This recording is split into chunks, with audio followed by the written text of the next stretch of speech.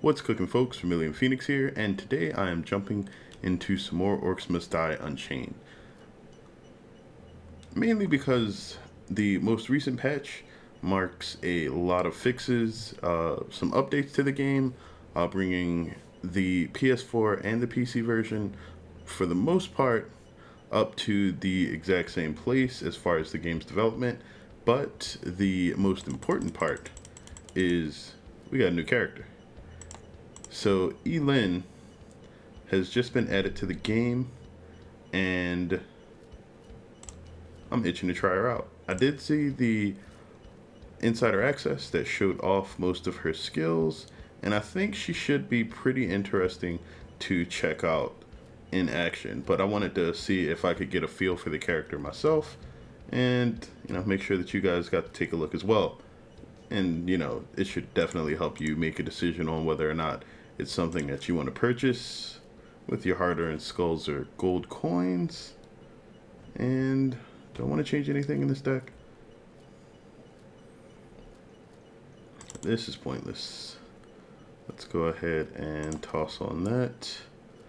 Spitfire walls aren't going to do too much here. Wall chargers even less.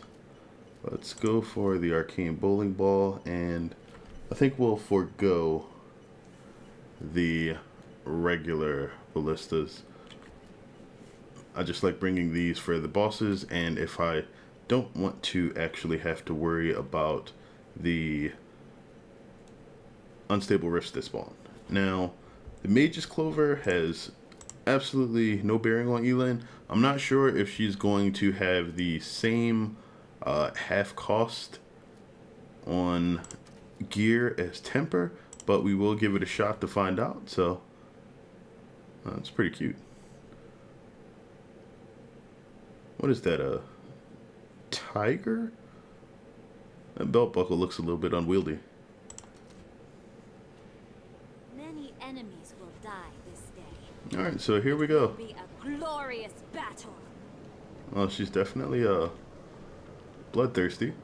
But here we have Eilin, the Jade Sentinel. It's a quick melee hero, uses the twin swords to devastating effect. She can also make herself resistant to damage. I believe that's her passive. Now it's one of her skills. But Moon's Reflection, alternating abilities while attacking. She's blessed with a small amount of healing and energy. This means her energy is going to recharge, and she'll get a bit of health back by switching abilities. White Tiger Claw is her Q. Deeply cuts both swords, wounding an enemy. Primary attack deals increased damage to enemies wounded by White Tiger Claw. So that's the Q. That's half of her energy. Alright, so her energy does regenerate slowly over time. In that case, 15 for the lightning ring. Okay, so it looks like she has her own scaling for casting gear. 10 for the firewall bracers. So that's interesting. That's something that I guess will be unique to any character with an energy system. Based on whatever their max energy is, they will have specific casting costs for gear. And we have Tempest Strike. This is her E skill. I believe this is channeled. Nope, it has a small duration. Or can you hold it? Oh, lasts 2.2 seconds. Nope, it's a short duration. Vortex pulls enemies into the blades, so it's sort of like a reverse knockback. It's a pull, pulls enemies into you, and then they take damage. Jade Sentinel, that's her left shift. Damage delta is reduced by half. Her movement speed decreases by 30%. Cannot attack or regenerate energy while it's active. So basically, you can use this to reduce damage and increase your movement speed. So this is basically a nice get out of dodge ability while you have it active. Damage reduction and movement speed increase. Blessing of the Moon Goddess. Alright. So that's interesting. It's a weird movement ability in that it can be used. It will probably benefit from a toggle, and since you can't move and it doesn't cost anything, you could have, actually let me see, No, it just disables your abilities. It would be nice if it was a toggle and then you could have it canceled by attacking. But I guess, yeah, it looks like even while the animation is canceling, you can't actually let loose any attacks. So that's actually pretty interesting. It'll definitely take a little bit of getting used to execute on it well, but it's not bad at all. I mean, the half damage alone is going to be pretty important.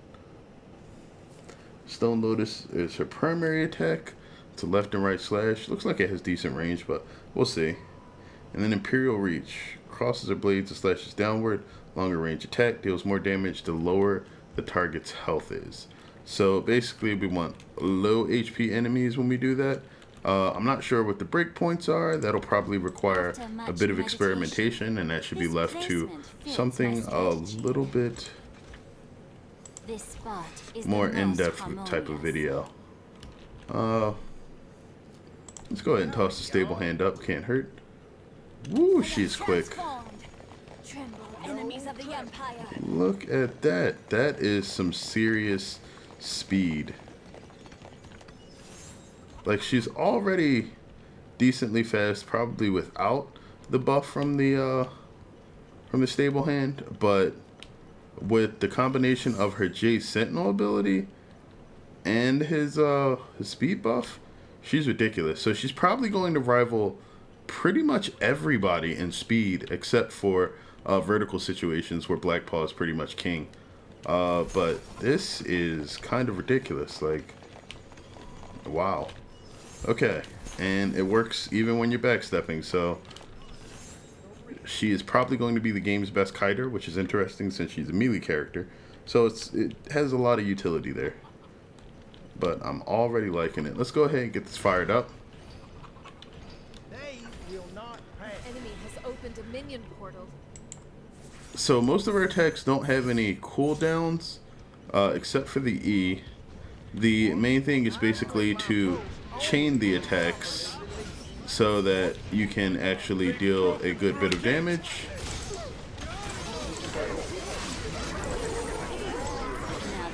And it looks like she does have sort of a rhythm to her, as you can just see right there. Was able to decimate a large amount of enemies relatively easily.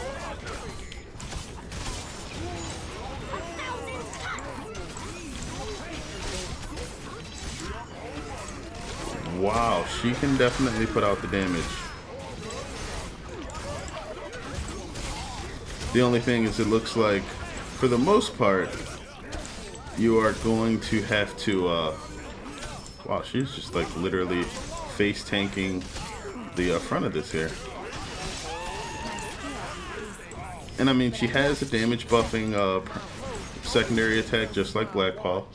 She's pretty much like a mix of Midnight and Blackpaw with some more dedicated AoE abilities, it seems. More reflection triggers in a radius. I don't have any teammates. Increasing the energy regenerated by Moon's reflection by 100%, or increase the healing amount. So this really looks like it's going to be a personal type of thing. If you like spamming all of your abilities,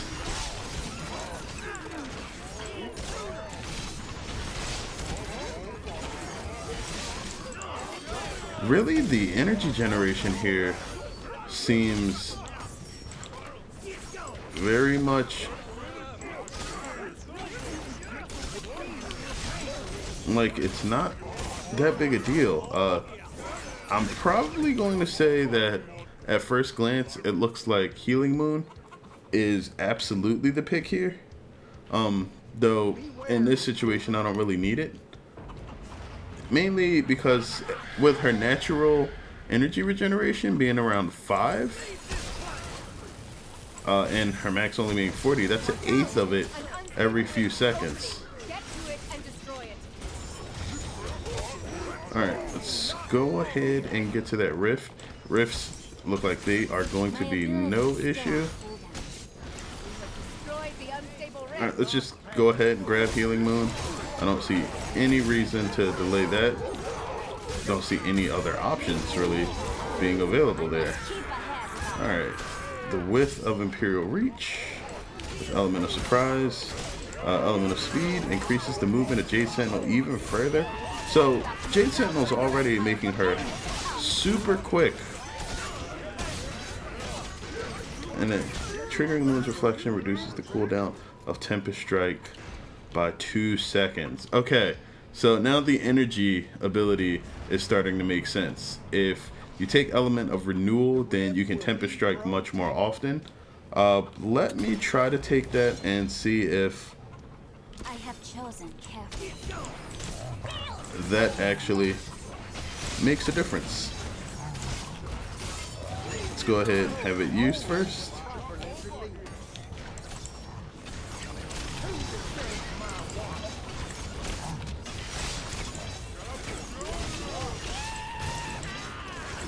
Doesn't seem to really be exploitative or anything, which is nice. Not going to turn into something super OP broke.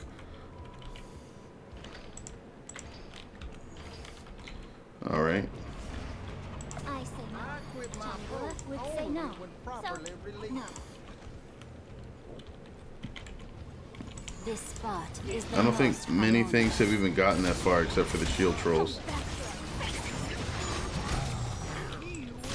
Alright, and even then, shield trolls going nowhere.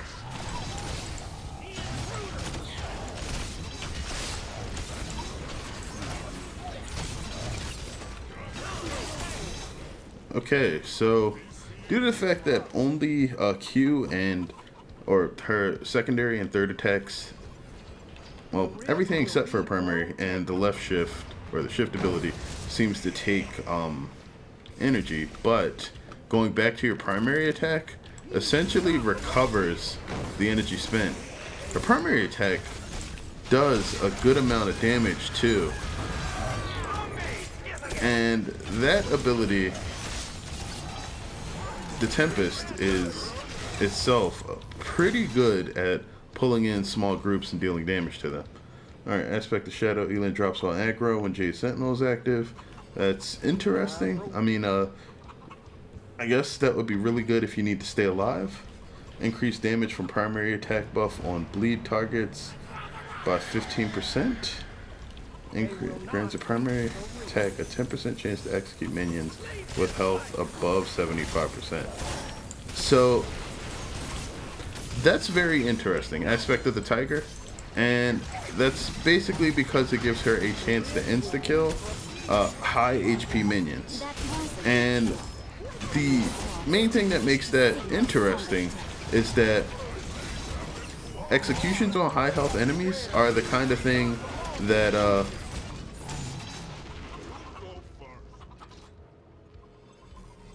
sorry, I had to sneeze there. Executions on high level enemies with tons of HP are what sort of tend to drive a character into being useful in late gameplay, especially in things like Endless, where the HP levels get ridiculous. Alright, let's see if we can mangle the crap out of some Earth Elementals. Yes, we can. Alright, Earth Elementals, no issue for her. Now, the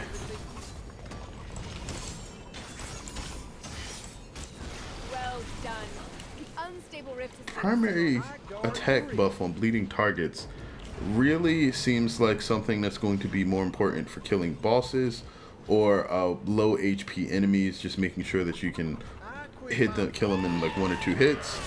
Good for if you get her attack rotations down. But in this case, I'm heavily over leveled.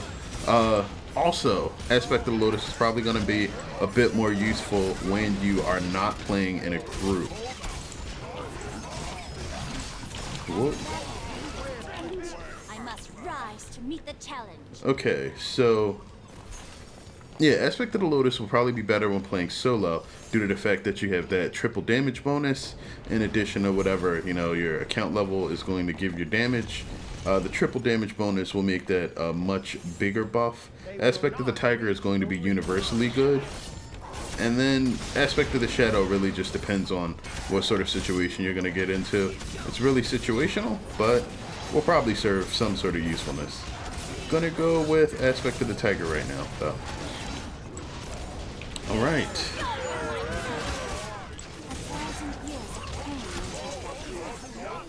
It was worth it.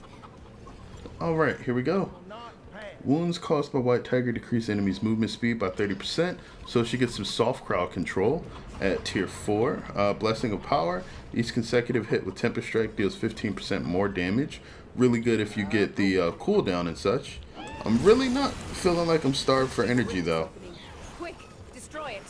And then increased energy regeneration. And our heroes destroyed the unstable rift.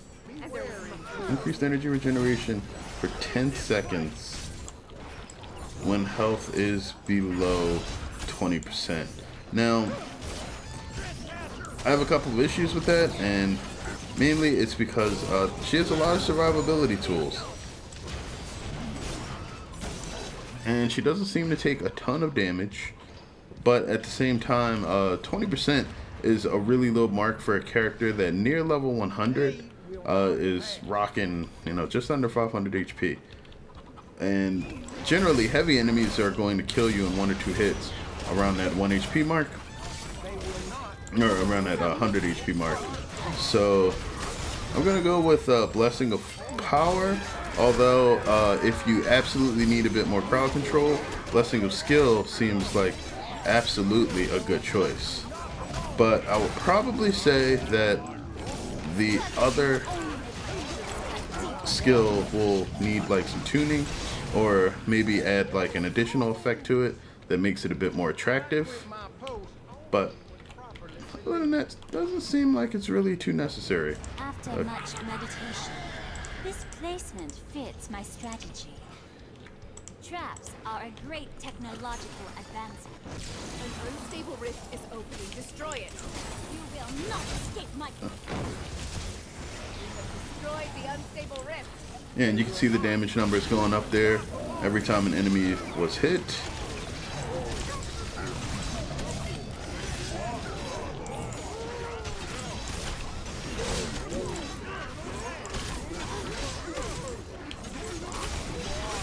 Yeah, so she seems like, pretty energy sufficient. I mean, if anything, rather than saying that you would increase the rate that she gains energy, maybe increase her energy pool.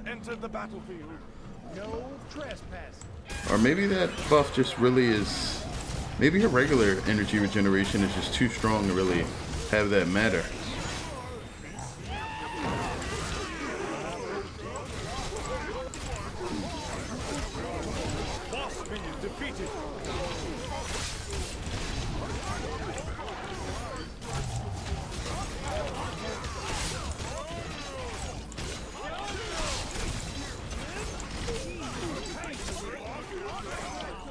Alright, so yeah, super simple to use, I think, in my opinion. The basic attack rotation just seems to be primary, secondary, primary, third, Let us celebrate and now. But know the war is far from over. Beware, intruder. she's good.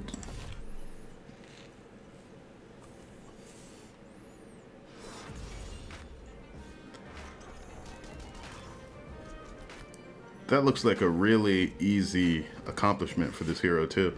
I wonder if she has another achievement.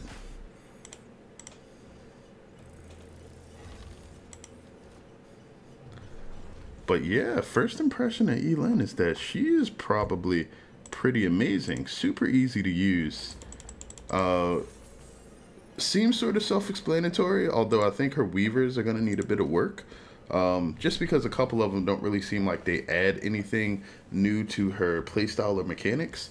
But maybe in other modes like Sabotage, they may be a bit more useful. I don't know, the energy thing still seems a bit weak to me, and because there's not too many things that you can use to actually spend it, and how strong it is, really not sure you need a buff there. I don't know, let me know what you guys' first impression of Eilin is. As far as I'm concerned, she just seems like really solid right now. I'd like to see her on a few other maps, so I'll probably give that a spin, and obviously you guys will see how it goes. Either way, Thank you guys for tuning in. I sincerely hope you enjoyed this. And as always, until next time, have a good one, folks.